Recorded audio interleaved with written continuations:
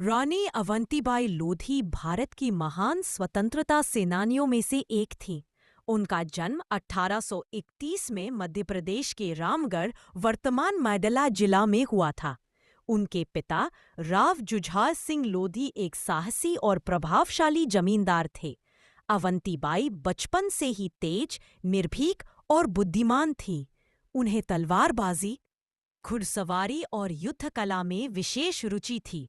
डट राज्य की जिम्मेदारी युवा अवस्था में उनका विवाह रामगढ़ राज्य के राजा विक्रमादित्य सिंह से हुआ। राजा के बीमार हो जाने के बाद रानी ने ही राज्य की सारी जिम्मेदारी संभाली। उन्होंने प्रशासन में सुधार किए, किसानों की स्थिति सुधारी और प्रजा का मन जीता। रानी को जनता की रानी कहा जाने लगा।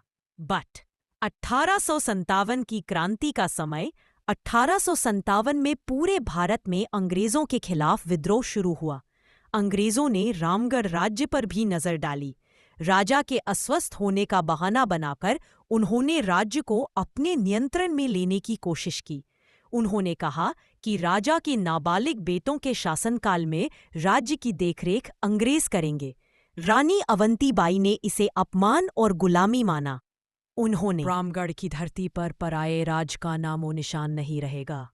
विद्रोह और युद्ध। रानी ने चारों ओर संदेश भेजा। अब समय आ गया है अंग्रेजों को इस धरती से मिटाने का। उनके आह्वान पर आसपास के लोधी, गोंड और किसान योद्धा एकत्र हुए। उन्होंने लगभग 25,000 सैनिकों की सेना तैयार की।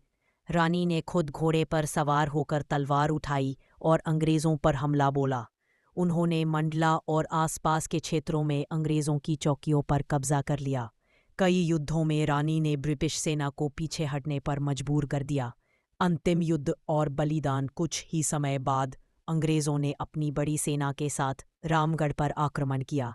रानी ने डटकर मुकाबला किया, लेकिन सेना संख्या में बहुत कम थी। जब उन्होंने देखा कि युद्ध हारने वाला है और अंग्रेज उन्हें पकड़ लेंगे, तो उन्होंने आत्मसमर्पण से इनकार कर दिया।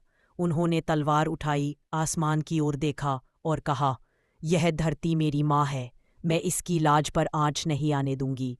फिर उन्होंने 20 मार्च 1858 को वीरगति प्राप्त की।